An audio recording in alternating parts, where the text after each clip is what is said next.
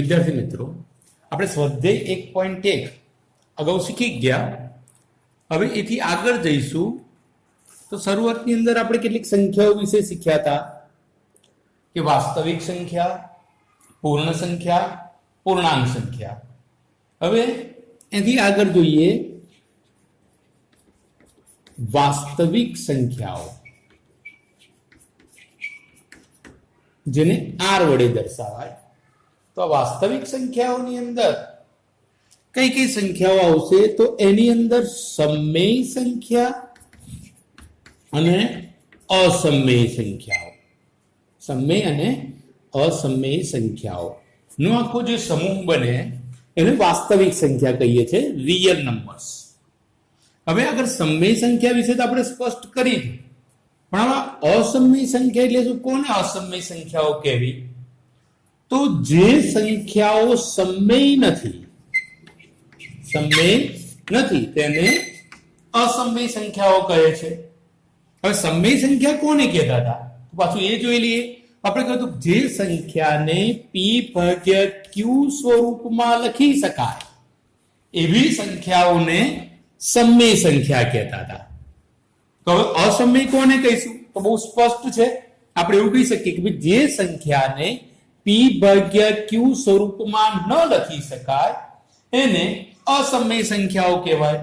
જ્યાં એટલું યાદ રાખવાનું છે કે p અને q એ પૂર્ણાંક સંખ્યાઓ છે અને પાછું q એ શૂન્યેતર પૂર્ણાંક હોવો જોઈએ, શૂન્યેતર પૂર્ણાંક. તો આવી સંખ્યાઓને આપણે અસમમેય સંખ્યાઓ કહીએ છીએ. એટલે કે સમમેય સંખ્યા અને અસમમેય સંખ્યા આ બંને સંખ્યાઓનો જે સમૂહ બન્યો એને કહેવાય વાસ્તવિક સંખ્યાઓ. તો હવે વિદ્યાર્થી મિત્રો, આપણે આગળ સ્વાધ્યાય 1.2 વિશે જોઈશું અને એના આપેલા ઉદાહરણનો આપણે અભ્યાસ કરીએ. સ્વાધ્યાય 1.2 ની અંદર જોઈએ આપણે. તેમાં એક્ઝામ્પલ પહેલો છે, નીચેના વિધાનો સત્ય છે કે અસત્ય એ કારણ સહિત જણાવો. તો એમાં આપણે પહેલું વિધાન જોઈએ કે દરેક અસમમેય સંખ્યા એ વાસ્તવિક સંખ્યા છે. તો અગાઉ આપણે જોયું કે વાસ્તવિક સંખ્યાઓ કોને કહેતા હતા?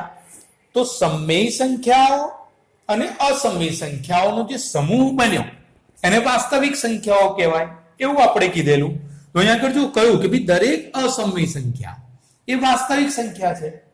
એટલે સ્પષ્ટ છે કે દરેક સમમેય અને દરેક અસમમેય બંને સંખ્યાને વાસ્તવિક તો કહેવાય. એટલે આ વિધાન જે છે એ કેવું છે? ખરું.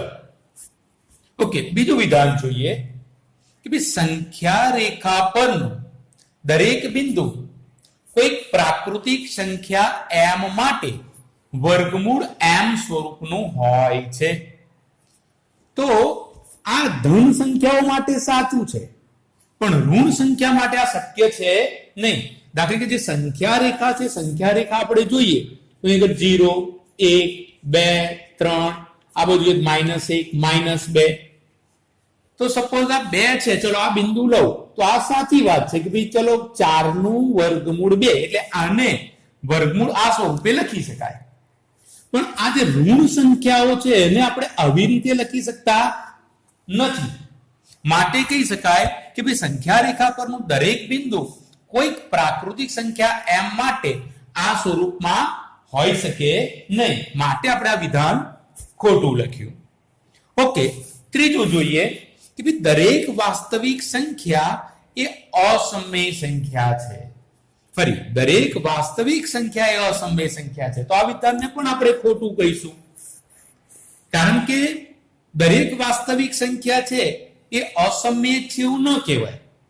કારણ કે વાસ્તવિક સંખ્યાના સમૂહમાં સમમેય સંખ્યાઓ આવે છે અને અસમમેય સંખ્યાઓ આવે છે. એટલે દરેક વાસ્તવિક સંખ્યા એ અસમમેય જ હશે એવું નહીં. એ સમમેય પણ હોઈ શકે છે અને અસમમેય પણ હોઈ શકે છે. માટે કહી શકાય કે દરેક વાસ્તવિક સંખ્યા એ માત્ર ને માત્ર અસમમેય જ હોય એ કહી શકાય નહીં. માટે આ વિધાન આપણે ખોટું કહીએ છીએ. હવે આપણે એક્ઝામ્પલ નંબર 2 જોઈએ. એક્ઝામ્પલ નંબર 2, શું દરેક ધન પૂર્ણાંકનું વર્ગમૂળ અસમમેય હોય છે? જો ના, તો એવી એક સંખ્યાનું ઉદાહરણ આપો જેનું વર્ગમૂળ સમમેય સંખ્યા હોય. તો એના જવાબમાં જોઈએ આપણે એ પૂછ્યું શું દરેક ધન પૂર્ણાંકનું વર્ગમૂળ અસમય હોય છે? તો ના, આપણે સ્પષ્ટપણે કહી શકીએ કે ભાઈ દરેક ધન પૂર્ણાંકનું વર્ગમૂળ એ અસમય હોય છે એવું કહી શકાય નહીં. તો અહીંયા કહ્યું છે જો ના તો એવી એક સંખ્યાનું ઉદાહરણ આપો કે જેનું વર્ગમૂળ અસમય સંખ્યા હોય, સોરી સમય સંખ્યા હોય. તો ઘણા બધા આપણે ઉદાહરણો એવા આપી શકીએ છીએ કે જેનું વર્ગમૂળ સમય સંખ્યા છે. સમય એટલે ક્લિયર છે ને કે જેને p ભાગ્યા q સ્વરૂપે લખી શકાય એવી સંખ્યાઓ. કે સપોઝ ચલો વર્ગમૂળની અંદર આપણે 4 કહીએ તો 4 નું વર્ગમૂળ કેટલું થઈ ગયું? 2. તો 2 સમય સંખ્યા છે કારણ કે એને 2 ભાગ્યા 1 વડે લખી શકાય છે. ચલો એવી રીતે જો વર્ગમૂળ 9 છે, વર્ગમૂળ 16 છે, વર્ગમૂળ 25 છે, વર્ગમૂળ 36 છે, વર્ગમૂળ 49 છે. તો આવી ઘણી બધી સંખ્યાઓ છે કે જેના વર્ગમૂળ જે છે કેવી છે? સમય સંખ્યાઓ છે. તો ક્લિયર થઈ ગયું હશે. ફરી 9 નું વર્ગમૂળ 3, 16 નું 4, 25 નું 5, 36 નું 6, 49 નું 7. તો આ બધી જે સંખ્યાઓ આવી એ કેવી આવી? સમય સંખ્યાઓ. એટલે કહી શકે કે આ બધાના વર્ગમૂળ છે એ સમય સંખ્યાઓ છે. હવે જોઈએ આપણે એક્ઝામ્પલ નંબર 3 અને જે ઘણો અગત્યનો છે અને પરીક્ષાની અંદર પણ વારંવાર પૂછાયા કરતો હોય છે. એક્ઝામ્પલ નંબર 3, વર્ગમૂળ 5 ને સંખ્યા રેખા પર કેવી રીતે દર્શાવી શકાય તે બતાવો. તો વર્ગમૂળ 5 ને સંખ્યા રેખા પર દર્શાવવા માટેની 2-3 રીતો છે જેમાંથી આપણે એકદમ સરળ રીતનો ઉપયોગ કરીશું. તો પહેલું આવી કોઈ એક રેખા દોર દો. આ સંખ્યા રેખા દોરી એની પર કોઈ એક બિંદુ O લો, એને સંગત 0 કહી દો. હવે આ O લીધા પછી આપણે 2 એકમ માપ લઈ લો. હવે 2 એકમ માપ એટલે કોઈ ચોક્કસ દાખલા કે 2 સેન્ટીમીટર કે 1 ઇંચ નક્કી કરો તો આ 1 ઇંચ અને બીજો આ 1 ઇંચ એટલે આવી રીતે 2 ઇંચ દરેક ઇંચે આ પોઈન્ટ આઉટ કરી દો. આ કર્યા પછી આ જે બિંદુ છે એને A નામ આપી દો. હવે શું કરો તો અહીં આગળ આ જેટલું માપ લીધું છે આ 2 એકમ લીધું એટલે અહીં આગળ 1 એકમ નો લંબ દોર દો, 1 એકમ માપનો, અને અહીં આગળ કોઈ P નામ આપી દો. ફરી ક્લિયર થઈ ગયું? સંખ્યા રેખા એની પર કોઈ એક ઉગમ બિંદુ O લઈ લીધું અથવા તો એક બિંદુ O લઈ લીધું, એને સંગત 0 સંખ્યા લીધી. હવે OA બરાબર 2 એકમ થાય તેવું એક બિંદુ આપણે આ A લઈ લીધું. ફરી જો તમે 2 સેન્ટીમીટર ને એકમ 1 ગણતા હો તો 2 ને 2 4 સેન્ટીમીટર આ A પોઈન્ટ આઉટ કરવાનો. જો તમે 1 ઇંચ ને 1 એકમ ગણતા હોય તો આ 1 ઇંચ અને 1 ઇંચ એટલે 2 ઇંચે આ એક પોઈન્ટ આઉટ કરવાનો. એટલે કે ટૂંકમાં OA બરાબર 2 એકમ થાય એટલું માપ લેવાનું છે. હવે આ OP AP જે છે એ AP 1 એકમ થાય એટલું માપ લઈને આ રીતે લંબ રચી દેવાનું છે અને આ O અને P ને જોઈન્ટ કરી દેવાનું છે.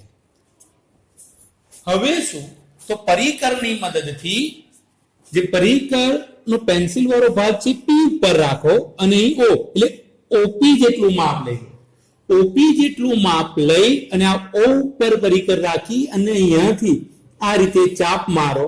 જ્યાં સંખ્યા રેખાને છેદશે ત્યાં R નામ આપી દો. એટલે આ જે OR છે એ OR થઈ ગયું વર્ગમૂળ 5 અથવા તો અહીં આગળ લખી નાખું આ વર્ગમૂળ 5 એટલે OR નું માપ એ વર્ગમૂળ 5 થઈ ગયું. ક્લિયર થઈ ગયું હશે? છતાંય ફરી એકવાર હું એ કહી દઉં. પહેલા કોઈ એક સંખ્યા રેખા દોર દો. એ સંખ્યા રેખા દોરી કોઈ એક ઉગમ બિંદુ O લો, O ને સંગત 0 લઈ લો. હવે OA બરાબર 2 એકમ માપ લઈને કોઈ એક બિંદુ A નક્કી કરો. હવે AP 1 એકમ થાય એવી રીતનો લંબ રચો. ત્યાર પછી ત્રિકોણ OAP કાતરી થાય તેવી રચના કરો કાં તો OP ને જોઈન્ટ કરો.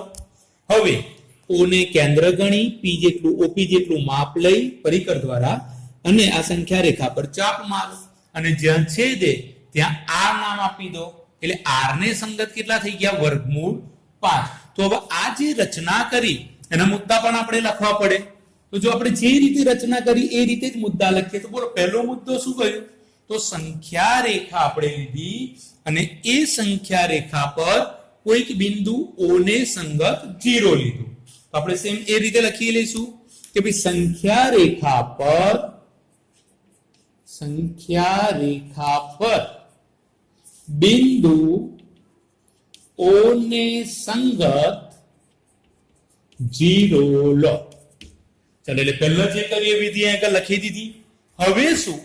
તો આપણે આ સંખ્યા રેખા પર એ બિંદુ લીધું. હવે એ બિંદુ લીધું તો આ OA નું માપ કેટલું નક્કી કર્યું? 2 એકમ. તો આપણે એવું કહીશું OA બરાબર 2 એકમ થાય તેવું બિંદુ A લો. પછી સંખ્યા રેખા પર OA બરાબર 2 એકમ થાય તેવું બિંદુ A લો. એટલે લખીએ કે ભાઈ સંખ્યા રેખા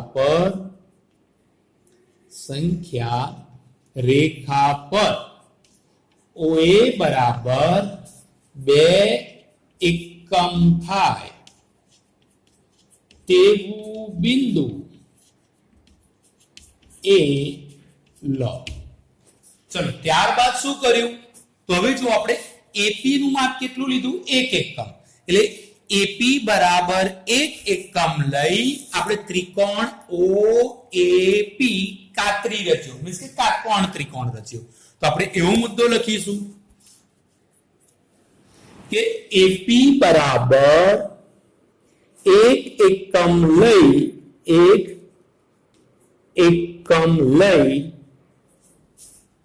ત્રિકોણ OAP કાટકોણ ત્રિકોણ રચો.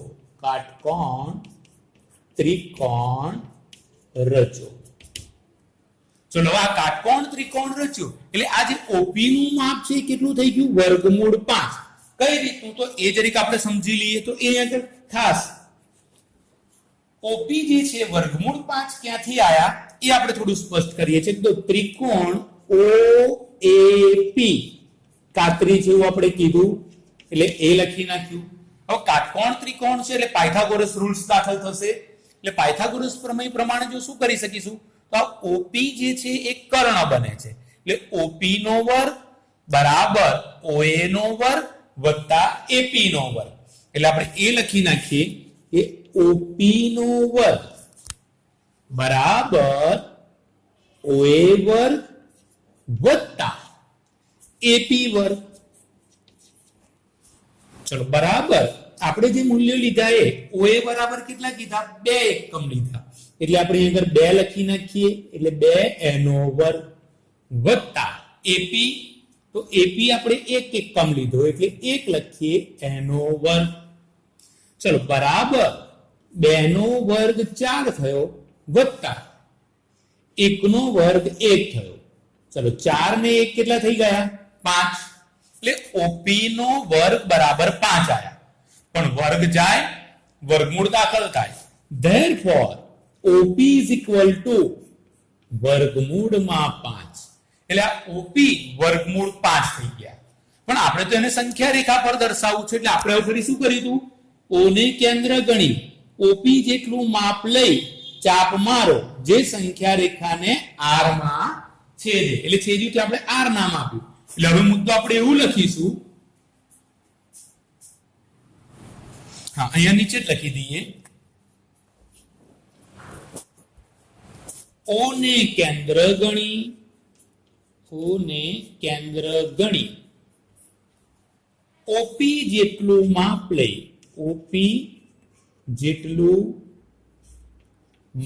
લઈ ચાપ મારો જે સંખ્યા રેખાને છેદે ત્યાં R નામ આપો.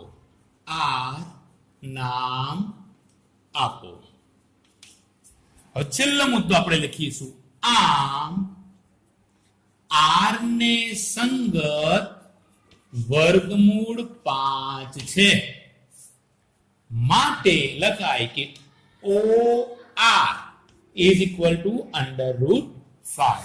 એટલે ટૂંકમાં સંખ્યા રેખા પર આપણે આ રીતે વર્ગમૂળ 5 લાવી દીધું. ઓકે, આભાર.